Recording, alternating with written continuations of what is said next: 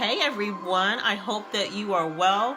I'm Shannon M, and today I wanted to talk about moving past the pain of your past. And I know that I've been through a lot of stuff in life, as I'm sure you have too.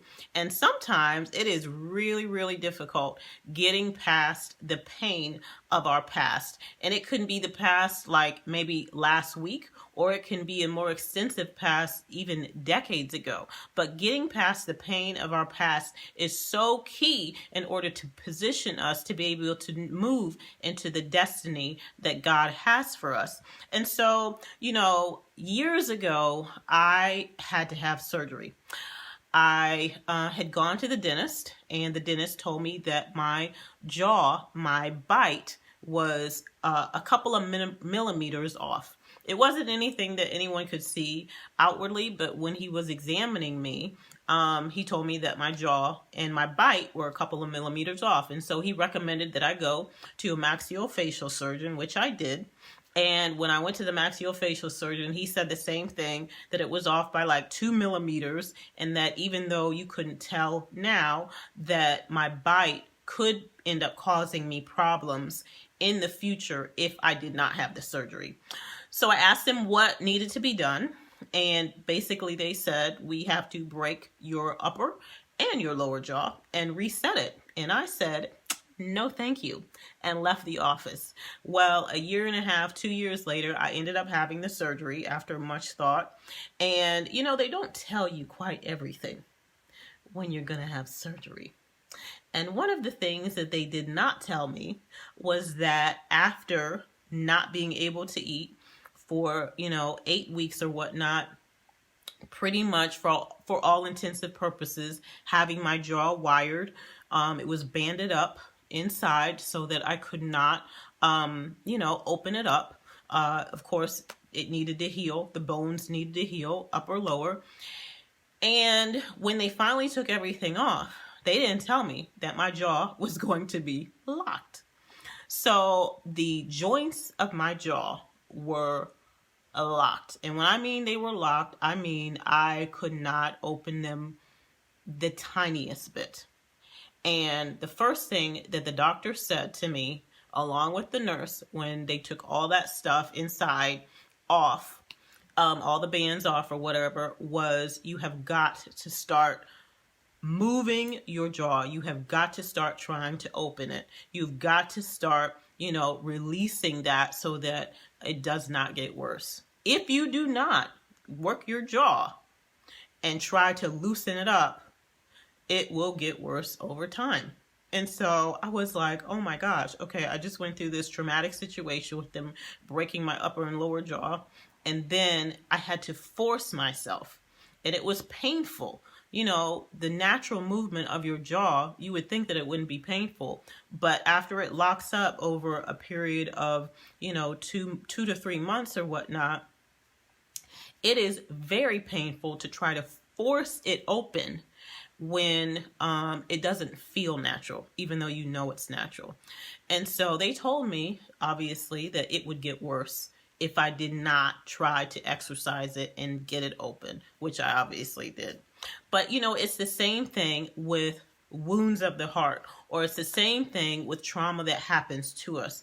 When we don't address it, when we don't take care of it, even though it hurts to really go back to those things, what it does, it infects us even more.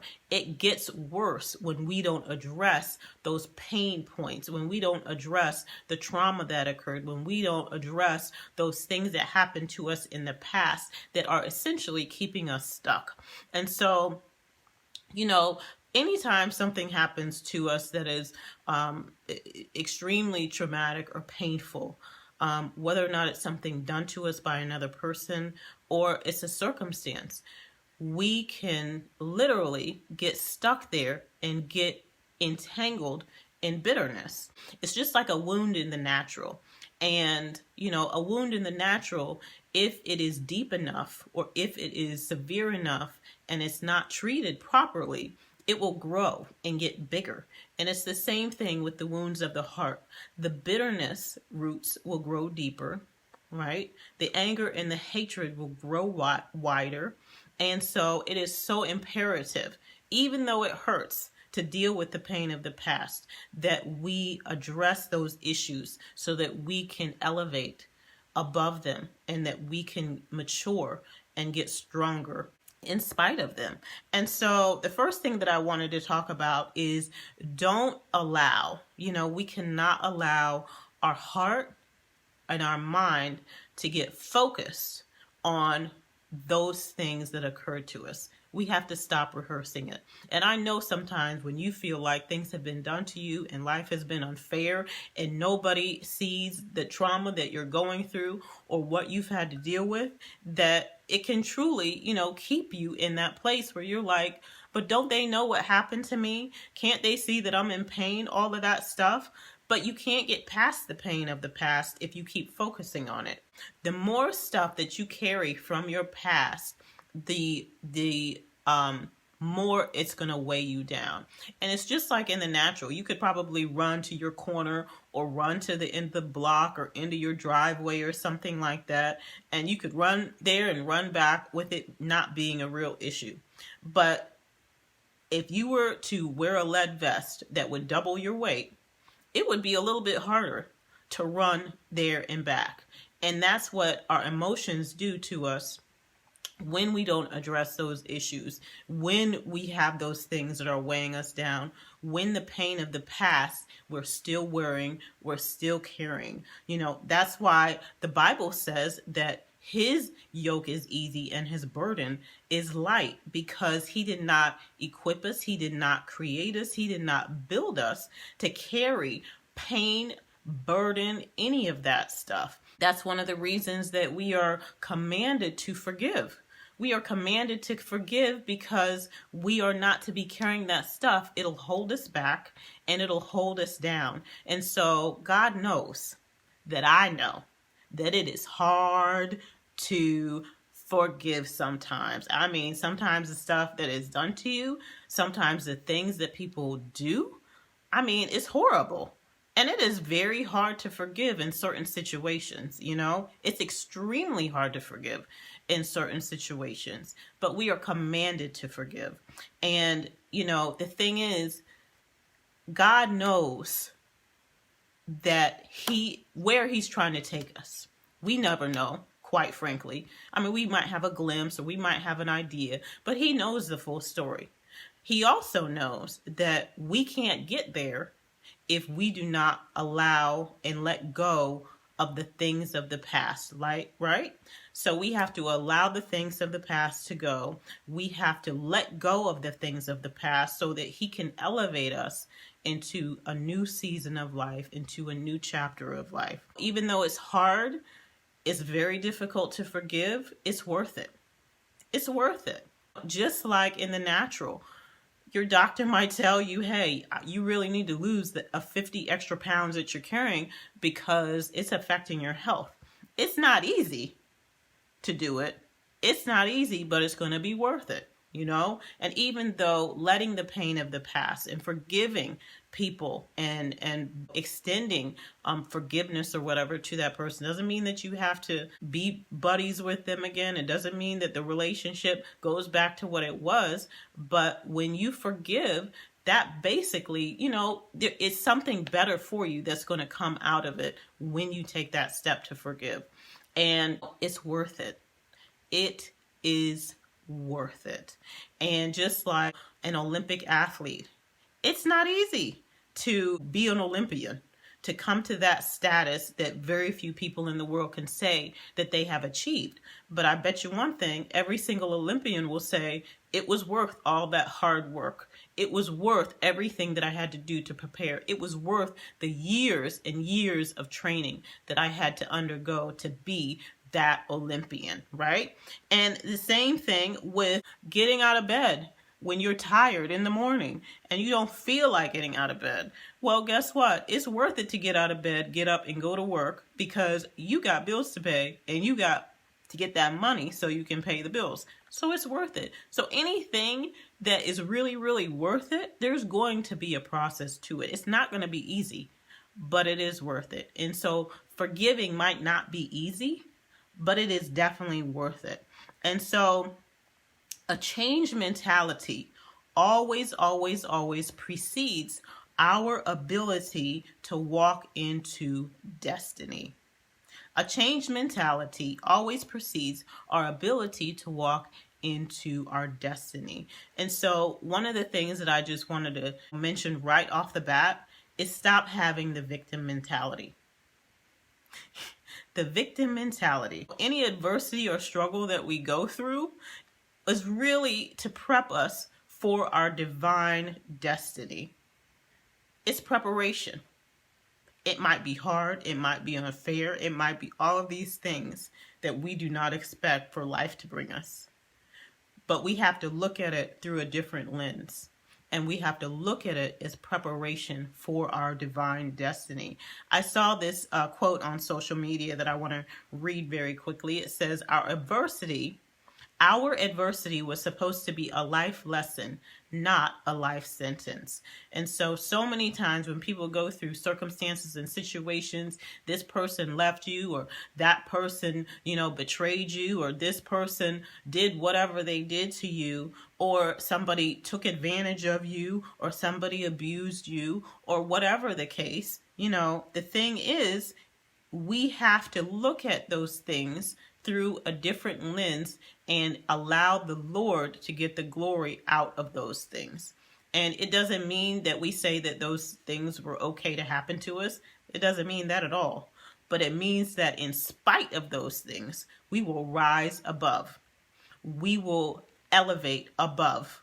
And so what does it mean to not give in to the victim mentality? Well, it means no more blaming, no more complaining, and no more bitterness. When you blame and you complain and you're bitter, you choose to stay stuck.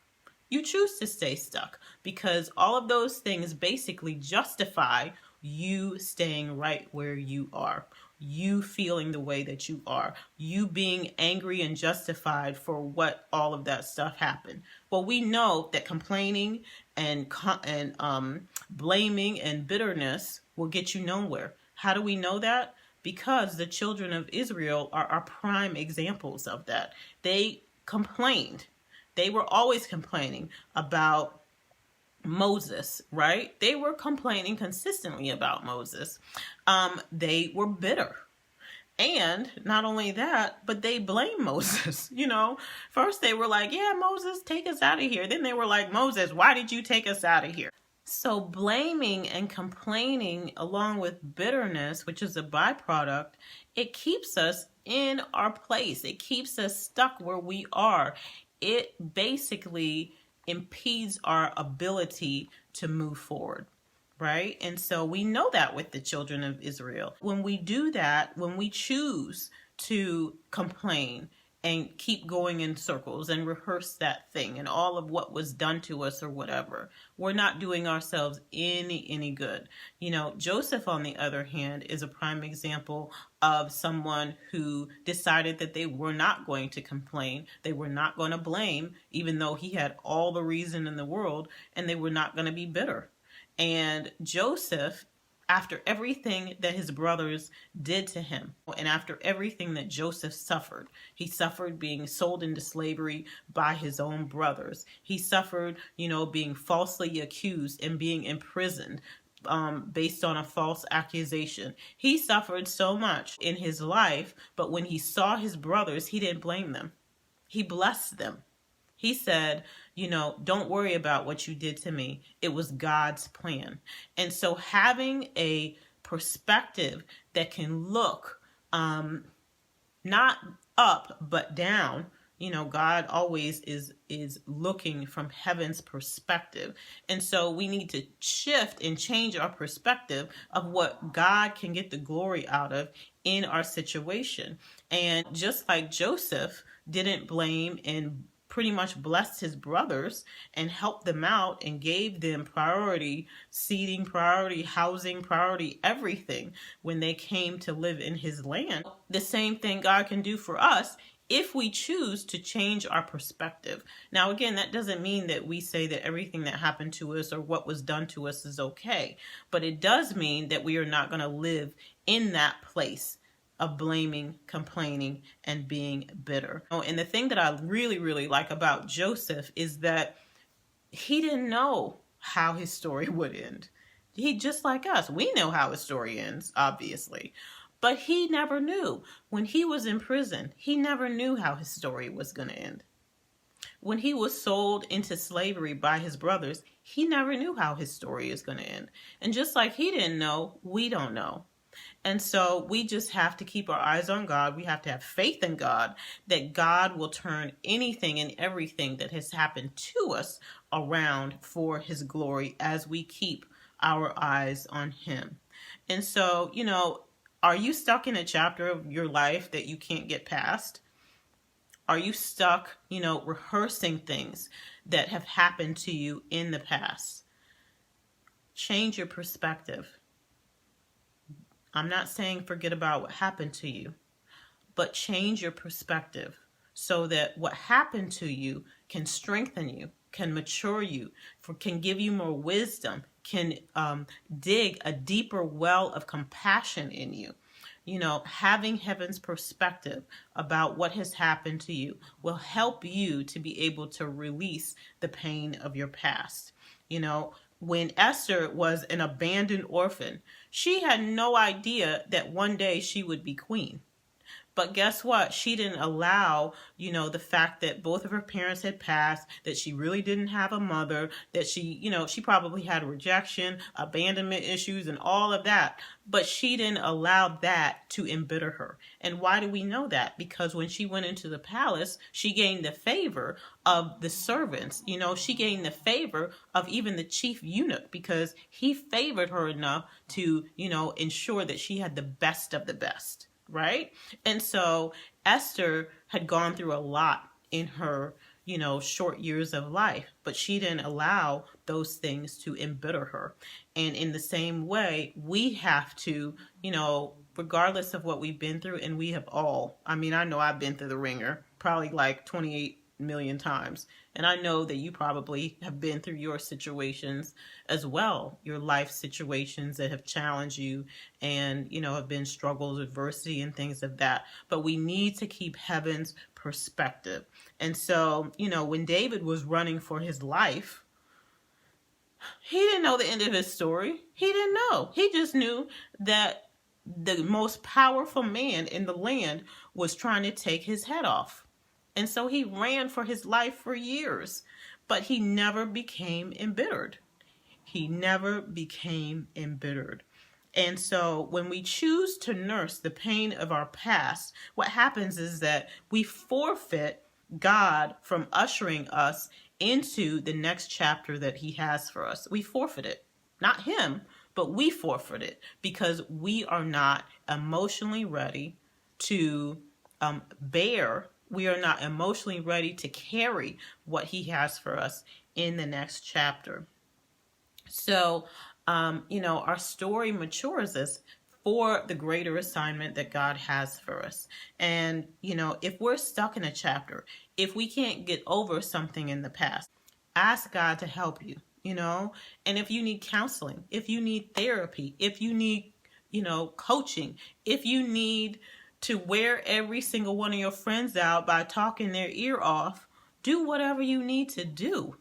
Do whatever you need to do to move past the pain of your past because it is so, so, so worth it.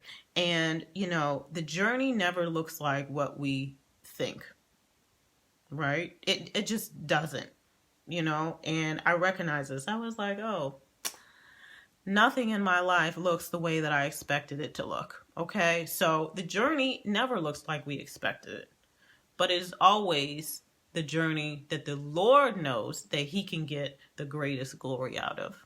And so getting over the pain of our past, yielding to the process of getting over the pain of our past, choosing to not allow the victim mentality to hold us prisoner, and changing our perspective is key. So I hope that this helps you get past the pain of your past. And I hope that it helps you look at those things that happened to you in a different perspective, in a different way. So God's grace be on you, God's blessing upon you, and I will see you soon. Bye.